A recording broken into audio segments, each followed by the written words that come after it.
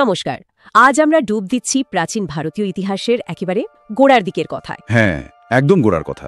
আজকের আলোচনার মূল উদ্দেশ্যটা হলো এই বিশাল ইতিহাসের যে ভিত্তিপ্রস্তরগুলো সেগুলোকে একটু সহজ করে বোঝা, তাই না? ঠিক তাই। আমরা দেখব প্রাগৈতিহাসিক সময় থেকে শুরু করে একেবারে বৈদিক যুগের শেষ পর্যন্ত কিভাবে আজকের এই ভারতীয় সভ্যতার একটা প্রাথমিক রূপরেখা তৈরি হয়েছিল। আচ্ছা, সেটা পরীক্ষার প্রস্তুতি হোক বা শুধু জানার আগ্রহ, আমার মনে হয় এই আলোচনাটা সেই ভিতটাকে বুঝতে সাহায্য করবে, কারণ এর মধ্যে অনেক চমকপ্রদ পরিবর্তন, অনেক আবিষ্কার লুকিয়ে আছে। তাহলে চলুন আর দেরি না করে শুরু করা যাক। ইতিহাসের এই পথ চলাটা তো বিরাট লম্বা একটা ব্যাপার। বিশাল। বোঝার সুবিধার জন্য এটাকে ঠিক কিভাবে ভাগ করা হয়, এর কি কোনো নির্দিষ্ট ভাগ আছে? হ্যাঁ, আছে তো। মূলত তিনটে বড় ভাগে ভাগ করে দেখলে সুবিধা হয়। আচ্ছা। প্রথমটা হলো প্রাগৈতিহাসিক যুগ, প্রি হিস্ট্রি। আচ্ছা। এই সময়ে ধরুন কোনো লিখিত বিবরণ আমরা পাই না, কিছুই না। না, যা কিছু জানা যায় সবটাই মাটি খুঁড়ে পাওয়া জিনিসপত্র থেকে, প্রত্নতাত্ত্বিক নিদর্শন আর কি। যেমন ধরুন পাথরের হাতিয়ার বা খুব পুরনো হাড়গোড়। সোজা কথায়, যখন ইতিহাস লেখাই হয়নি কিন্তু মানুষ ছিল। বুঝেছি, লেখার আগের যুগ। আর তারপর আসছে প্রায় ঐতিহাসিক যুগ, প্রোটো হিস্ট্রি। এই সময়টায় লিপির ব্যবহার শুরু হয়েছিল ঠিকই। ওহ, লেখা শুরু হলো। হ্যাঁ, যেমন ধরুন সিন্ধু সভ্যতার লিপি। কিন্তু মজাটা হলো সেই লিপির আমরা আজও উদ্ধার করতে পারিনি। তাই নাকি? এত বছর পরেও? হ্যাঁ, লেখা আছে কিন্তু পড়া যাচ্ছে না, একটা রহস্যের মতো আর কি। ইন্টারেস্টিং। আর 3 নম্বর ভাগটা? আর সবশেষে হলো ঐতিহাসিক যুগ বা হিস্ট্রি, যেখান থেকে আমরা লিখিত প্রমাণও পাই, আবার সেটা পড়তেও পারি। প্রত্নতাত্ত্বিক প্রমাণও আছে, দুটোই। বেশ পরিষ্কার বিভাজন, প্রাগৈতিহাসিক, প্রায়ৈতিহাসিক আর ঐতিহাসিক। তাহলে শুরু করা যাক একদম প্রথমটা দিয়ে, প্রাগৈতিহাসিক যুগ, সেই পাথরের যুগ, তাই তো? একদম। প্রস্তর যুগ বা স্টোন এজ দিয়ে শুরু করা যাক। একেও কিন্তু আমরা আবার 3টে ধাপে দেখি, পুরাতন, মধ্য আর নব্য। আচ্ছা, 3টে ধাপ। হ্যাঁ, পুরাতন প্রস্তর যুগ বা প্যালিওলিথিক এজ ছিল সবচেয়ে দীর্ঘ সময় ধরে।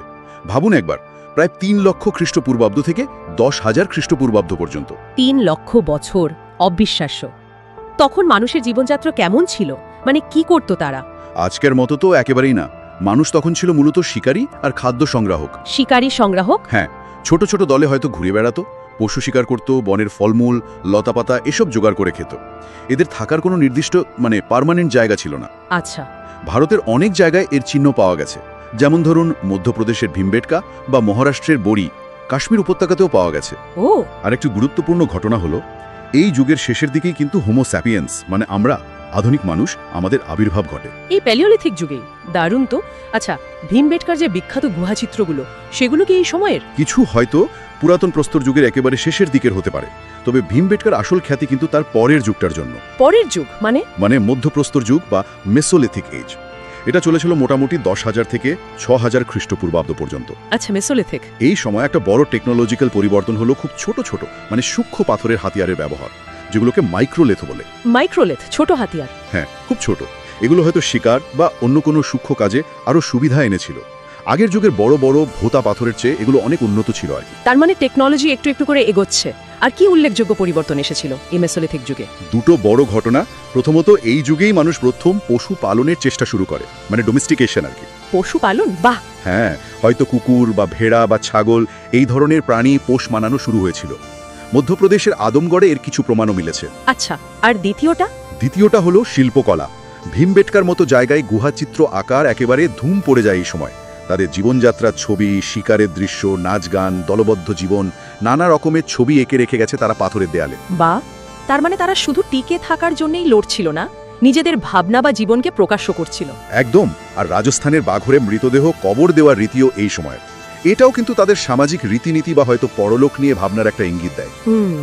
শিকারী জীবন থেকে তাহলে বেশ কিছুটা বদল আসছে। এরপর তো নব্যপ্রস্তর যুগ, নিওলিথিক এজ। এটাকে তো একটা বিপ্লব বলা হয় শুনেছি। ঠিক ধরেছেন, একে বলা হয় নব্যপ্রস্তর বিপ্লব বা নিওলিথিক রেভলিউশন। বিপ্লব কেন? কারণ এটাই সেই যুগ যখন মানুষ শিকার আর সংগ্রহের ওই অনিশ্চিত জীবনযাত্রা ছেড়ে প্রথম খাদ্য উৎপাদন করতে শিখল। সোজা কথায় কৃষি কাজ শুরু করলো। এটা মানব ইতিহাসে একটা যুগান্তকারী পরিবর্তন। কৃষিকাজ, তার এবার এক জায়গায় থিতু হয়ে বসা শুরু হলো, স্থায়ী বসবাস। একদম। চাষবাস করতে গেলে তো আর যাযাবরের মতো ঘুরে বেড়ালে চলবে না, এক জায়গায় থাকতে হবে। আর তার ফলেই গ্রাম তৈরি হলো, স্থায়ী বসতি গড়ে উঠল। কোথায় এর প্রথম প্রমাণ পাওয়া যায়? দেখুন, উত্তরপ্রদেশের কলিদি হওয়া, মহাগড়া এইসব জায়গায় প্রথম ধান চাষের বেশ পুরনো প্রমাণ পাওয়া যায়। আর বর্তমান পাকিস্তানের মেহেরগড়ে মিলেছে তুলা চাষের সবচেয়ে প্রাচীন নিদর্শনগুলোর একটা। তুলা চাষ, তার মানে বস্ত্র বয়ানো শুরু হতে পারে? হ্যাঁ, সম্ভাবনা তো আছেই। আর দেখুন, কাশ্মীরের বুর্জাহোমে একটা ইন্টারেস্টিং জিনিস পাওয়া গেছে। মানুষ সেখানে মাটির নিচে গর্ত খুঁড়ে ঘর বানিয়ে থাকত, গর্তবাস যাকে বলে। গর্তবাস, বাহ। আর ফসল রাখা বা রান্না করার জন্য পাত্র তো লাগবেই। তাই এই যুগেই মাটির পাত্র বা পটেরি তৈরি করা পুরোদমে শুরু হলো। সুতরাং খাদ্য সংগ্রহকারী থেকে খাদ্য উৎপাদনকারী সমাজে উত্তরণ, এটাই ছিল এই নিওলিথিক বিপ্লবের মূল কথা। একটা বিরাট লাভ। দারুণ উত্তরণ, সত্যি। শিকারী থেকে কৃষক, জীবনযাত্রা আমূল বদলে গেল। এরপর কি পাথরের যুগের শেষ, মানে ধাতুর ব্যবহার কি শুরু হলো এরপর? হ্যাঁ, এরপর আমরা ঢুকে পড়ছি প্রায় ঐতিহাসিক যুগে, মানে লেখা এসে গেছে কিন্তু পড়া যায়নি। এর প্রথম পর্যায়টা হলো তাম্রপ্রস্তর যুগ বা চ্যালকুলিথিক এজ, মোটামুটি 2000 থেকে 5000 খ্রিস্টপূর্বাব্দ। তাম্রপ্রস্তর মানে তামা আর পাথর। ঠিক তাই, নামেই বোঝা যাচ্ছে এই সময় পাথরের হাতিয়ার তো ছিলই, কিন্তু তার সঙ্গে সঙ্গে তামার ব্যবহার বেশ ভালোভাবেই শুরু হলো। কিছু কিছু ক্ষেত্রে ব্রোঞ্জও ব্যবহার করা হতো। এটা টেকনোলজিক্যালি একটা বড় স্টেপ ফরওয়ার্ড। তামা আর ব্রোঞ্জ, তার মানে ধাতু গলানো, ছাঁচে ঢালা, এই সব কৌশলও তারা আয়ত্ত করেছিল। নিশ্চয়ই, না হলে যন্ত্রপাতি বা জিনিসপত্র বানাবে কি করে? এই সময়ে ভারতের বিভিন্ন অঞ্চলে ছোট ছোট গ্রামীণ সংস্কৃতি গড়ে উঠেছিল। এদের চেনার একটা বড় উপায় হলো তাদের বানানো মাটির পাত্র। মাটির পাত্র কিরকম? খুব সুন্দর সুন্দর পাত্র বানাতো তারা। কিছু পাত্র ছিল বহুবর্ণী, মানে পলিক্রম, আবার কালো আর লাল রঙের পাত্র খুব চলত, নকশাও থাকতো বেশ। আচ্ছা, কোনো নির্দিষ্ট সংস্কৃতির নাম বলা যায়? হ্যাঁ, অনেকগুলোই আছে। যেমন ধরুন, রাজস্থানের আহার বানার সংস্কৃতি, মধ্যপ্রদেশের কায়াথা সংস্কৃতি, নর্মদা উপত্যকার মালবা সংস্কৃতি, আবার মহারাষ্ট্রের জরবে সংস্কৃতি। জরবে? হ্যাঁ, জরবে সংস্কৃতিটা বেশ গুরুত্বপূর্ণ।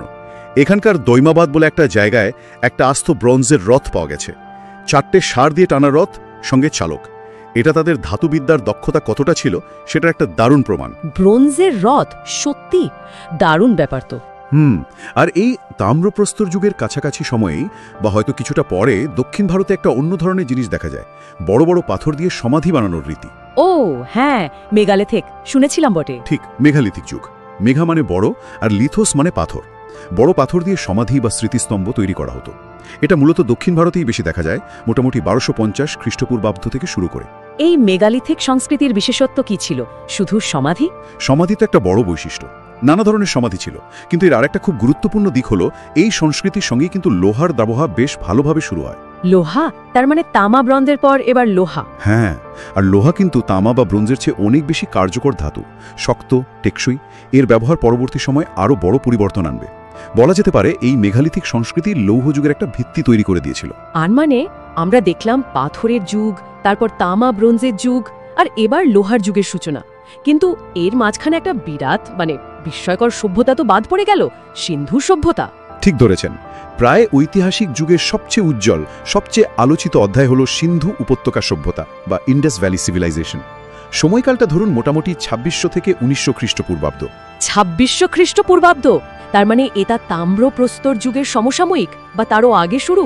হ্যাঁ, এর পরিণত পর্যায়টা তাম্রপ্রস্তর যুগের সঙ্গেই চলেছিল, তবে এর শুরুটা আরও আগে। আর এটা ছিল ভারতের প্রথম নগর সভ্যতা, মানে আরবান সিভিলাইজেশন।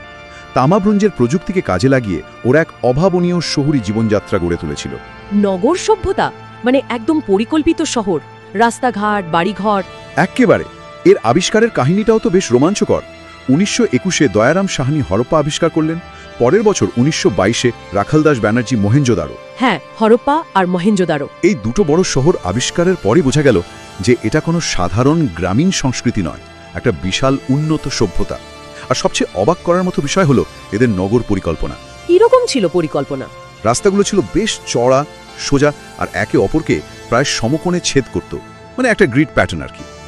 শহরগুলো মূলত দুটো ভাগে বিভক্ত থাকত, একটা উঁচু এলাকা যাকে সিটাডেল বা দুর্গ এলাকা বলা হয়, আর একটা নিচু এলাকা যেখানে সাধারণ মানুষ থাকত। বাড়িগুলো তৈরি হতো মূলত পোড়া ইট দিয়ে। মাপগুলো ছিল নির্দিষ্ট অনুপাতের। পোড়া ইট, তার মানে স্থায়িত্ব অনেক বেশি। আচ্ছা, শুনেছি এদের জলনিকাশি ব্যবস্থা নাকি অসাধারণ ছিল। কথাটা একটুও বাড়ানো নয়, মানে আজকের দিনের অনেক শহরের থেকে উন্নত ছিল হয়তো। প্রায় প্রত্যেকটা বাড়িতে নিজস্ব স্নানঘর থাকত, আর বাড়ি থেকে নোংরা জল বের করে দেওয়ার জন্য ঢাকা দেওয়া নর্দমা ছিল। ঢাকা দেওয়া নর্দমা? হ্যাঁ, সেই নর্দমা গিয়ে মিশত রাস্তার ধারে থাকা মূল নর্দমার সঙ্গে, সেটাও ঢাকা থাকত। ভাবুন একবার, জনস্বাস্থ্যের ব্যাপারে ওরা কতটা সচেতন ছিল। সত্যিই অবিশ্বাস্য। আর ওই যে বিশাল স্নানাগার, গ্রেট বাথ, ওটা মহেঞ্জোদারোর সিটাডেল এলাকায় পাওয়া গেছে। একটা বিশাল বাঁধানো জলাশয়, পাশে ঘর, বারান্দা, জল ঢোকানো আর বের করার ব্যবস্থা সব ছিল। এটা সম্ভবত কোনো ধর্মীয় বা সামাজিক অনুষ্ঠানে ব্যবহারের জন্য তৈরি হয়েছিল। আর শস্যাগার, গ্র্যানারি। হ্যাঁ, হরপ্পা আর মহেঞ্জোদারো দুটো জায়গাতেই বিশাল শস্যাগারের ধ্বংসাবশেষ পাওয়া গেছে। এগুলো শুধু যে উদ্বৃত্ত ফসল জমানোর জন্য ছিল তাই নয়, এটা সম্ভবত একটা শক্তিশালী কেন্দ্রীয় শাসন ব্যবস্থা বা সংগঠন ব্যবস্থারও ইঙ্গিত দেয়। কারণ এত বড় পরিকাঠামো আর সম্পদ নিয়ন্ত্রণ করতে হলে একটা কর্তৃপক্ষ তো লাগবেই, যা একটা নগর সভ্যতার জন্য জরুরি। একদম ঠিক। এত উন্নত পরিকল্পনা ভাবতে অবাক লাগে। আর শিল্পকলার দিক থেকে ওই যে ব্রোঞ্জের তৈরি মেয়েটির মূর্তিটার কথা খুব শোনা যায়। হ্যাঁ, নিত্যরতা নারী মূর্তি মহেঞ্জোদারো থেকে পাওয়া, মানে লস্ট ওয়্যাক্স পদ্ধতিতে তৈরি এক অসামান্য শিল্পকর্ম। ছোট্ট একটা মূর্তি, কিন্তু তার ভঙ্গি, তার ডিটেলিং অসাধারণ। আর স্টিয়ারটাইট বা নরম পাথরের তৈরি এক দাড়িওয়ালা পুরুষের মূর্তিও পাওয়া গেছে মহেঞ্জোদারো থেকে। অনেকে এটাকে পুরোহিত বা রাজা বলেন, তবে এদের সবচেয়ে বৈশিষ্ট্যপূর্ণ জিনিস হল শিলমোহর। শিলমোহর স্ট্যাম্পের মতো? হ্যাঁ, অনেকটা তাই। চৌকো বা আয়তাকার স্টিয়ারটাইট পাথরের তৈরি।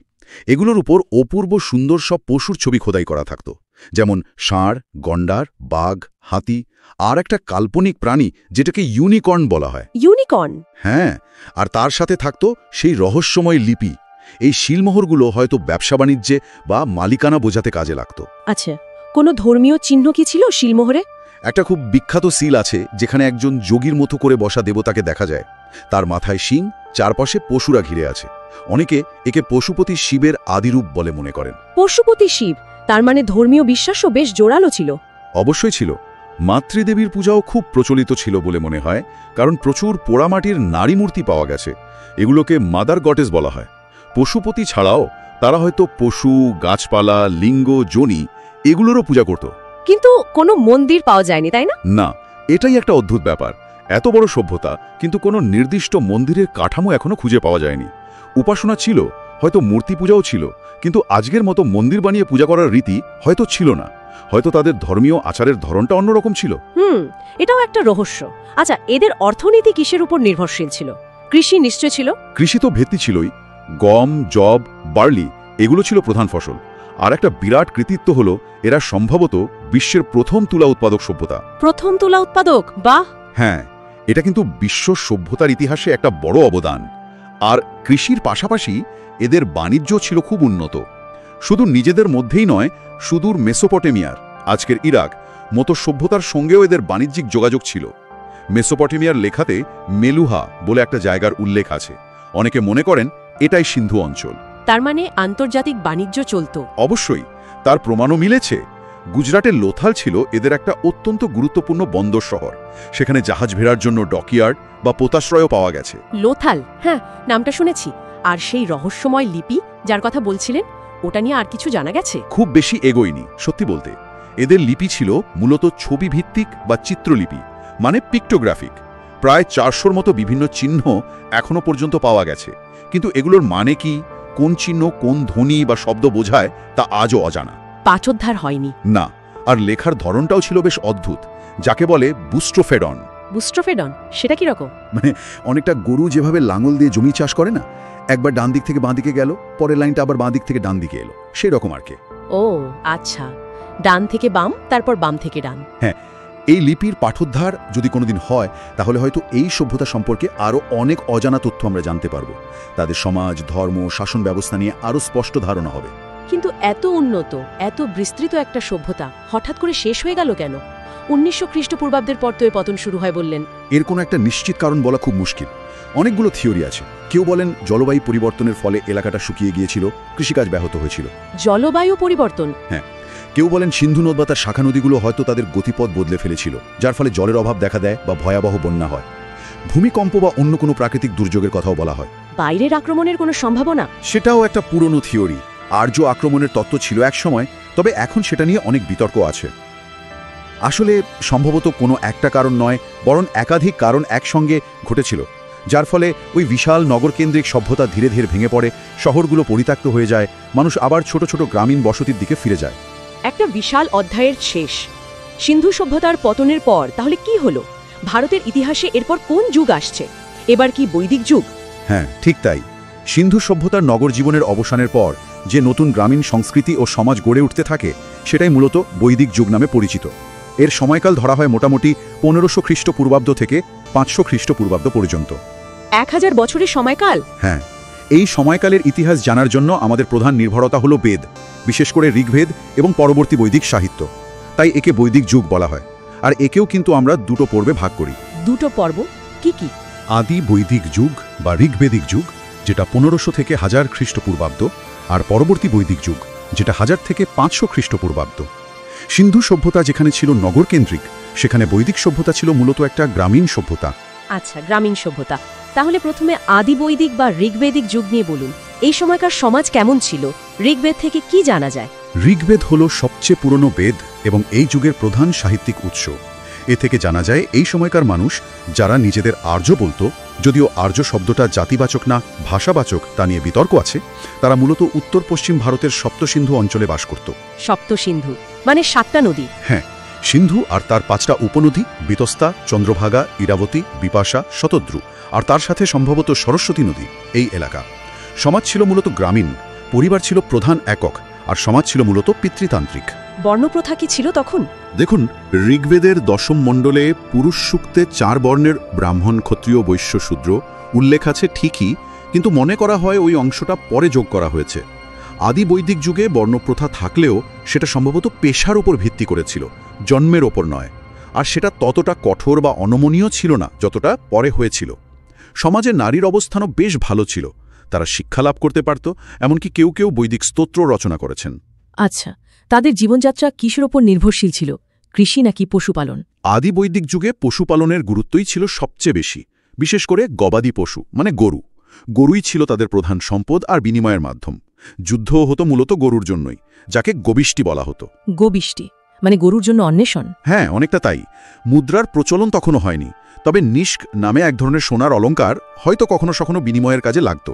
কৃষিও তারা জানত, জব চাষের উল্লেখ আছে, কিন্তু পশুপালনই ছিল অর্থনীতির মূল ভিত্তি। আর রাজনীতি, শাসন ব্যবস্থা কেমন ছিল? তখনও বড় বড় রাজ্য গড়ে ওঠেনি। সমাজ মূলত কতগুলো উপজাতি বা জনে বিভক্ত ছিল।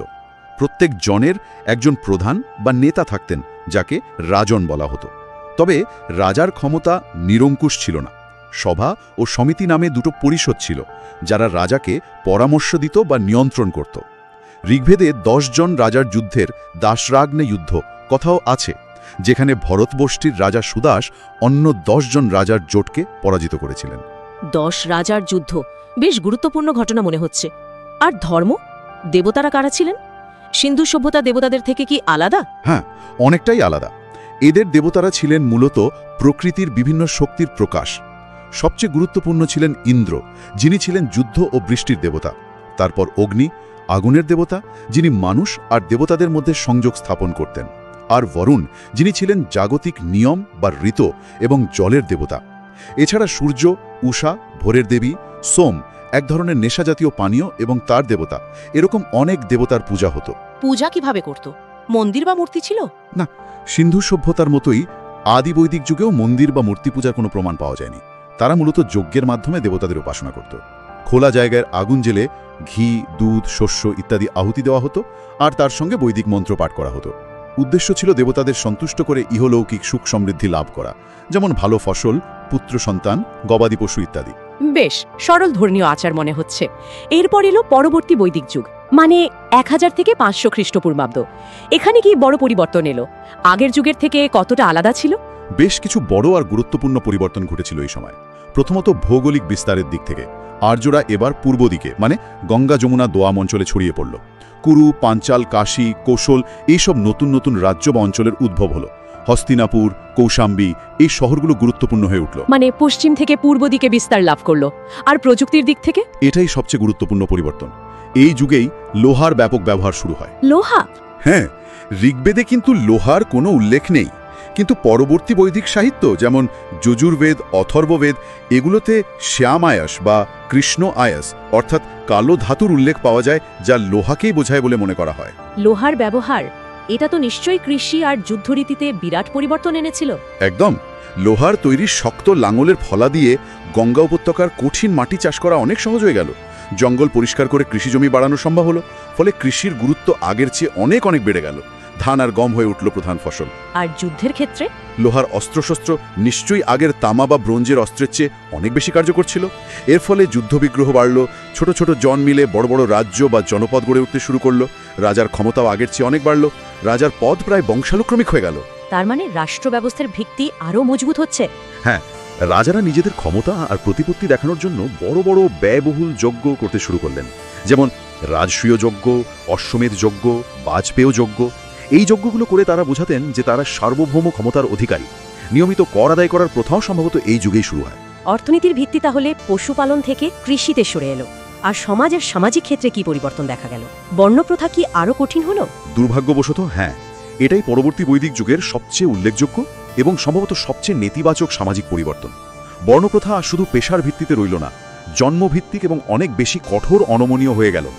ব্রাহ্মণদের ক্ষমতাও সামাজিক মর্যাদা তুঙ্গে উঠল, কারণ তারাই ছিল যজ্ঞ করার অধিকারী। ক্ষত্রিয়রা হলো শাসক ও যোদ্ধা, বৈশ্যরা কৃষি, পশুপালন, বাণিজ্যের দায়িত্বে, আর শূদ্রদের স্থান হলো সবার নিচে। তাদের কাজ হলো ওপরের 3 বর্ণের সেবা করা। তাদের অবস্থা খুবই খারাপ হয়ে গেল। সমাজের নারীর অবস্থানেও কি পরিবর্তন এসেছিল? হ্যাঁ, সেটা একটা বড় পরিবর্তন। আদি বৈদিক যুগে নারীদের যে সম্মান বা স্বাধীনতা ছিল, এই যুগে তা অনেকটাই কমে গেল।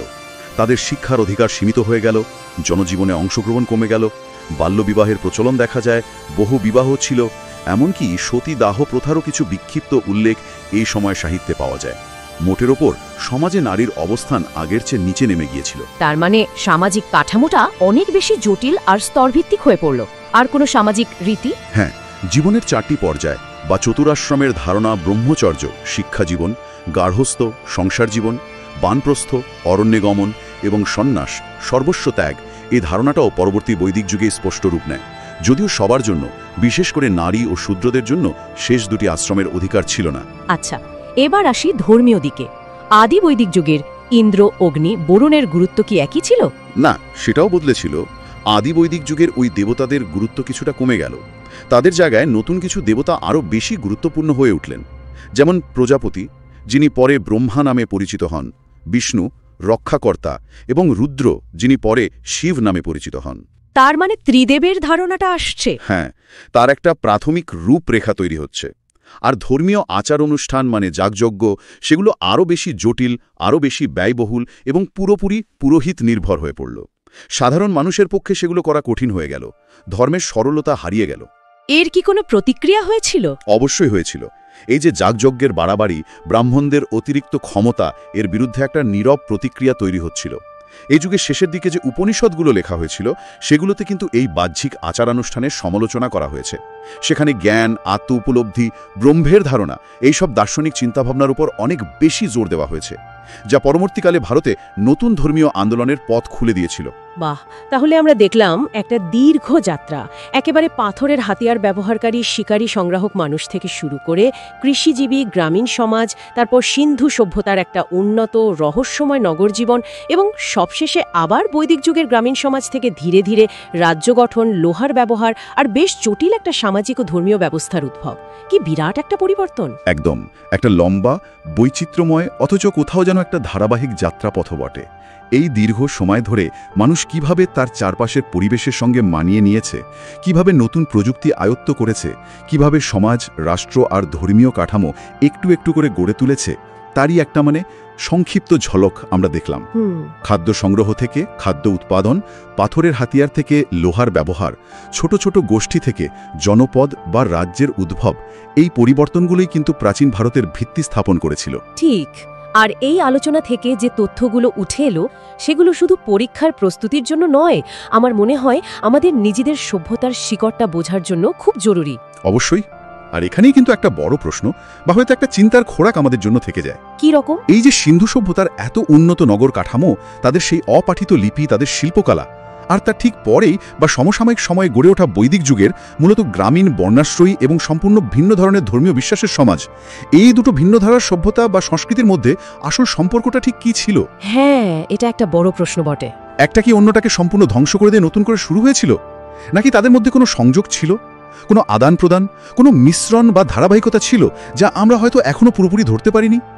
ওই লিপির পাঠোদ্ধার না হওয়া পর্যন্ত হয়তো এটা একটা রহস্যই থেকে যাবে। সত্যি খুব গভীর একটা প্রশ্ন। এই দুই ভিন্ন ধারার মধ্যেকার সংযোগ বা রূপান্তরের প্রকৃতিটা জানা গেলে হয়তো প্রাচীন ভারতের আত্মপরিচয় গঠনের আরও অনেক অজানা দিক আমাদের সামনে স্পষ্ট হয়ে উঠবে। আজকের মতো আলোচনাটা এখানেই শেষ করা যাক, কি বলুন? নিশ্চয়ই। আশা করি এই পর্যালোচনা প্রাচীন ভারতের ইতিহাসের কিছু মূল ধারণা তৈরি করতে কিছুটা হলেও সাহায্য করবে। অবশ্যই করবে। ধন্যবাদ আপনাকে।